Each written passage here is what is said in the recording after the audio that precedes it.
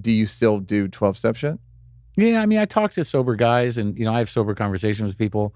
I haven't gone to a meeting in a long time, and I couldn't do the Zoom meetings. It would be good to go, but I think like the last time we talked about it pre-pandemic, like I think I need a different recovery. I don't feel like AA meetings are fine, and they keep it fresh, and and I get emotional about sobriety and hearing people's stories, but like I think like something that deals with different stuff, love addiction, Al-Anon stuff, or like ACOA, Adult Children of Lunatics, that kind of stuff. I think I haven't really engaged it, but I think this is also a big problem. It's like with the opening the heart, going to the meeting, taking steps to sort of resolve some of this stuff, going on vacation, doing things that bring me joy. It's sort of like, I got to drive over, and you know what I mean? It's like the anxiety stops me. And it's not fear of those things. It's literally like, I got to get up and, where is this? Yeah, it's dread. Yeah. By the way, it's never as bad as you think it's going to be. It's that I just have to get there. It's not even bad. I have to travel tomorrow, and I'm like, ugh. But I'm, and I travel all the time, but like until I get on the plane. But you just go, it's gonna, and then it's like TSA's 2.5 minutes. Yeah. And then you'll be at the place, and you're in the airport, and then you get on and you fall asleep. And then I freak out about the cats. The other thing with the cats, like, that's another block is like, I almost didn't sell my old house because I had a cat that lived outside, and I didn't know what he would do. You couldn't just fucking scoop him and bring him? Yeah, he's not an indoor cat. But he could be from Glendale to maybe, but Eagle Rock or wherever. I don't know. He ended up disappearing, but it was just like that's typical. Yeah, okay. That's how weird I am with that stuff. Like, well, that's codependency. Totally codependence with it. I'm freaking out about. You don't know what I put these cat sitters through. Put my girlfriend through with nuts. So again, I have to worry about my codependency. You have to worry about your codependency. So it makes every relationship like. But also have to worry about the other side of it too. Of course. Which is, kind of like not, being sensitive to people's feelings, objectifying people. Like there's that. Yeah, we have a very sensitive meter that is either on or off. But also, like, I just had this realization in talking to you in that, like, just now where, like, that sensitivity feels like empathy, but I'm not sure that it is until you sort of kind of, tweak it a little bit. Like I definitely mesh with people and I can feel them, but I'm not sure it's the same as empathy. I'm trying to think of an example. The thing that made me think of it, there was a time you said something about my father and it was like, yeah. And it was like, Maron, it was shitty. Why take that knowledge? You're in the same boat, yeah, and you're using it as a fucking knife. Yeah, you're just so sensitive. Yeah, like it's like, but you're right in that, like, you sense it, you fucking immediately intuit it. I can do it. We can do it all the time with almost everybody. But it's just a matter of, do I use it as like, you're not supposed to use it as a weapon. That also. Yeah. A guy one time said to me in program early on, like I was like 9 minutes sober, and I was so excited that I told to my wife that I was having an affair, because the woman who got me sober, I had an affair with her, and I ended up being with her for years. But I remember I was so proud of myself for being honest, and some old guy, famous playwright, like he comes up to me and he's like, that's not being honest. Using honesty as a weapon is not what that means. That is not what honesty means. Yeah, and you're like, what? Yeah, I'm like, what? Yeah. When did they decide that? I'm pretty sure it is. I remember it, and it's true. Yeah. But like also you kind of frame it in comedy terms too. That's why I could never do roasts, because I would do roast jokes and people would be like, wow. Where'd that come from? Yeah, like Jesus, man, we're having fun here. Nope. The relationship with your father changed when your mother died? I haven't seen him since really in any meaningful way. Great. Not really, but great in terms of just conversation. But in terms of this podcast, right? I mean, it's fucking right. It's tremendous. Yeah, Yeah, but that's like a whole other, A different episode? well, it's not a different episode. It's that thing. I mean, it's literally the line that we spoke about, the narcissist line, which is your line, please.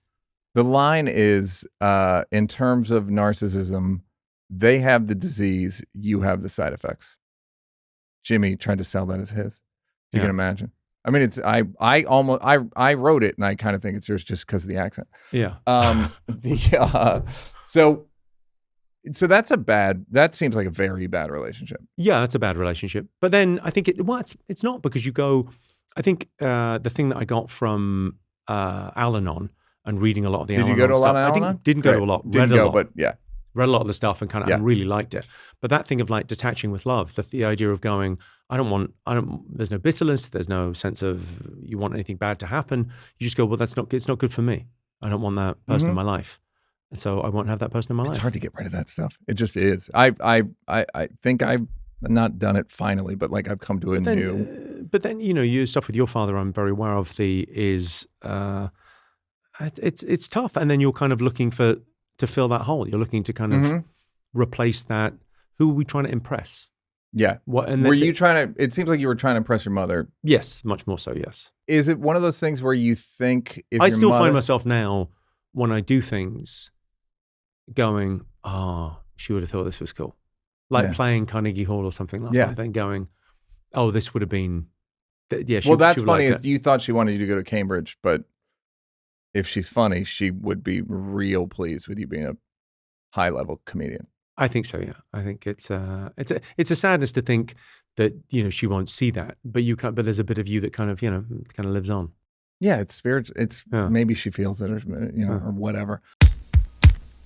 Did you pursue Scientology at any point? I did. I took that test, and then I was like, this test is way too long.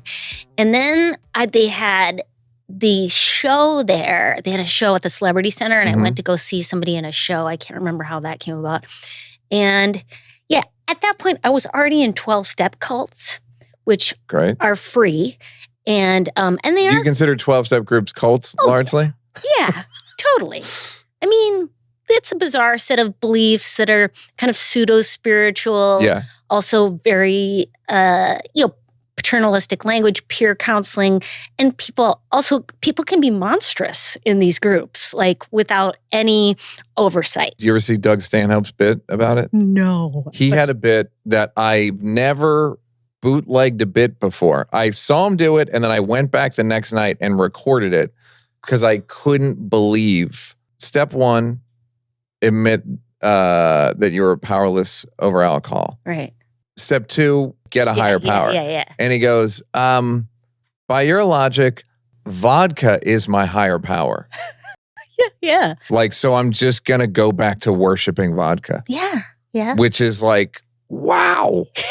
But I've also gotten a lot of benefits from 12-step groups. And No, I love them. Oh my God, I can't get enough. I am totally on board. But you see, human beings need constant supervision. Yes. And any group, any person in charge, any group, unless there's some checks and balances, it will just automatically run. We're set to run amok. It's going to get weird. It's going to be, I have the current groups I affiliate with, and this is a rule of cults, which you're not supposed to do. You're not supposed to say publicly which you're in, which I think is also, I know why. It's because of pride or something. You're not. I thought it's because you become the spokesperson for it. Right. Which I was just like, there's no fucking way. Like, there's millions of people in these groups, and we all know who's in them. Of course. Elton J, like Brad P. Have you been to one of his meetings? Like, what? Yeah, I've been Overeaters Anonymous, and then I've been in Debtors Anonymous for about 25 years. And then for briefly, about 5 years, I went to Sex and Love Addicts Anonymous because I had a lot of compulsive one-night stands in the late 90s. That's right. Freeway entrance ramp motels, Red Roof Inn, the door doesn't lock everybody in. Like it was wild like that? It was just lightly dangerous. Where I was like, once a year, I would go, and this is like something that's an addictive thing where you go in your act when you talk about being single, and then kind of feel out the room, like, I think I definitely did that as a younger comic, where I'd go, I'm single, can you believe it? And then you're at a nightclub. So then afterwards, some dude's going to hang around and go, can't believe you're single. And then you're like, what? Me? Well, how did you know? Yeah. Who told you? Oh. Yeah. You're a wise one, huh? Yeah. So, and that, I mean, again, this is all weird cult language, but it was helpful to me. They said that can be a kind of like, it's intriguing, where you're not really doing true intimacy. You're just setting out vibes. So saying, I'm available, but you're not really available at all. So at least that How did you get available? Well, so what, and this is what I chose for I told my sponsor. I've been told I'm very available and not available. I've literally gotten both notes. Oh, really? Yeah. Okay. Well, I did get a dating plan where they said anybody you go on a date with, you have to go on 6 dates with them, and you have to be dating other people at the same time. I mean, if that's possible, but like you don't just zero in on one person, and it's 1 date a week. So you've got to spread things out over time, so it isn't this at least like you used to. Yeah, with your legs. I jumped. Whoa, Neal! I used to do stand-up comedy. You weren't there. I always did it through the butt. Anyways, yeah. So then, I've heard that stuff. Like it seems like, I mean, in SLA, Sex and Love Addicts Anonymous, they kind of give you methods to work with yourself, and also seeing your part in it. Like, I never really thought of myself as a predator, but I was like, oh shit! Like meeting the people in the groups, and that half of it's dudes, and the guys would cry talking about, one night stands they had. And I'm like, oh, I didn't know you felt bad about it. Like, I was like, that was really surprising. So my parents sent me to a Christian counselor, which always is helpful. And that didn't work at all, except that it showed me that they love me, that they care about me. And so I went to this Christian counselor, and I fell asleep with her for an hour every week. And then, I eventually called a suicide hotline from college, and that gave me the number for a 12-step group. And that really helped me, because it was just full cult. It's just like, you're in, you have a higher power. Oh my God, sure. Okay. What do I do? And I'm an atheist in general, but I was so desperate. I was just like, sure, God, sure, I'll believe in God. Is that what works for everybody? What's his name? Yeah, Jesus. Okay, yeah, great. Soup Stoops. Love what I'm hearing about him. Fantastic stuff. They say, there's an atheist version of 12 Steps. Wink. No, there's not. That is good. Yeah, I've been. It's yeah, I mean, it's also just like it's not just dancing around it. It's just like, exactly. Okay, why do we have to have a separate thing? I go the to group becomes to the higher. Again, I would also like to say, because the point of the show is to like talk about the stuff and how you got better. 12-step groups are fucking helpful. Yes, totally. Because the way you're analytical and smart, so you're gonna like reduce it, but I just do want to lower the bar, in terms of what if it's shitty, but it's better than what you've been getting, I've never, every time I go to a 12-step meeting, I go, I've never left and been like, fucking, that was a bad one. Was one bunch of dicks. Yeah, it was just like, all right, that was at worst, you're the same. But you're never worse. You're never. Yeah, I've had a couple. Have you? Where but then I think you feel like you're talking about the destructive people, the monsters who can make these. Like, it's not the program's fault. It's more just like it's just the people says something shitty or personalities and all that stuff. But and also genuine Debtors Anonymous is problematic. It exists mostly in Paris, New York, and Los Angeles. Those are some of the most expensive cities in the world. I haven't put that together. A Western concept where people are living in capitalist societies. Yeah. So like, okay, like I was on a meeting in Johannesburg, and it was like, we've been really having a problem with beggars coming to the meeting. And I'm like, yep, yeah, that's a real issue. Like, what is That's this? a real debtor? What? Yeah. What's going on? Yeah. Like, are we? Yeah, this is supposed to help people, and I don't know. Yeah, so it's a questionable thing. Like, I just go, Give me some. How did you end up in Debtors Anonymous? I just didn't know how to have a job. I just didn't know. I worked in food service. I wasn't very good at it. I moved to LA. I still wasn't good at it. I started. You thought you were going to turn it around when you came out here. I don't know what I thought. I just thought. Find your voice as a food service person. I don't know. It was not a well thought out plan. Was just falling into a hole. Like, I got $5,000 in medical debt. I was living in a cockroach infested apartment. The landlord accepted sex for rent, according to my neighbors. And I was like, what? I did not have the money for rent. So I was just like, You were like, I'm not a sex addict yet. I'm so not a sex otherwise, addict yet. Otherwise I would. He's cute enough. He has that sparkle. Is he legally separated? That's what I'm into.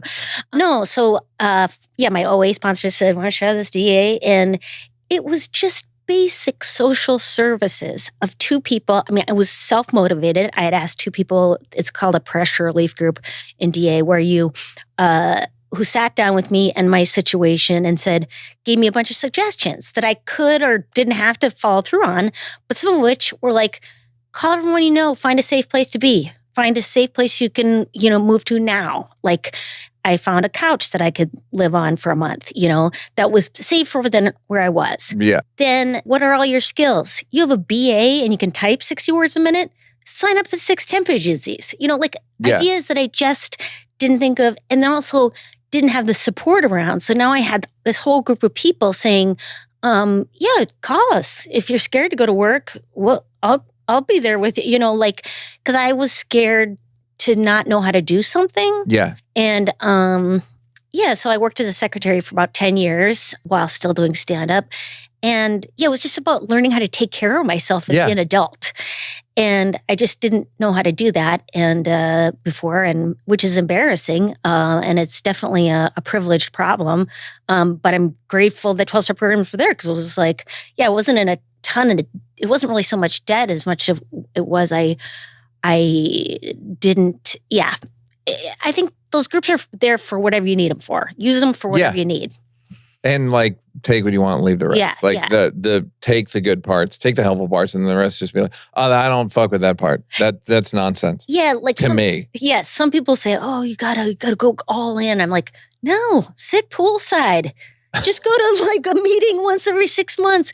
You're gonna be better off just knowing that other people are out there and you're not by yourself. You'll feel better. Yeah, that's simple. You're not the only one. Yeah. It's like, that's 80% comfort right there. You're like 80% better. Like, okay, so I'm not isolated. I'm not a loser. I'm not a ostracized. But every cult or any group, once you get into something, they're like, you go to join your gym. This is the greatest gym.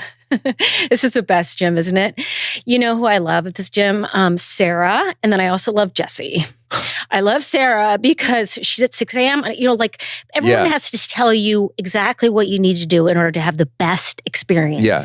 And it's like, that's just not true. Just go enjoy it for what it is or not. Hey, did you like that? Did you like that? Yeah, did you like it though? You want more? Don't want to work? Would rather watch videos of me grab-assing with people? First of all, go up here to subscribe and then go up here to watch more clips.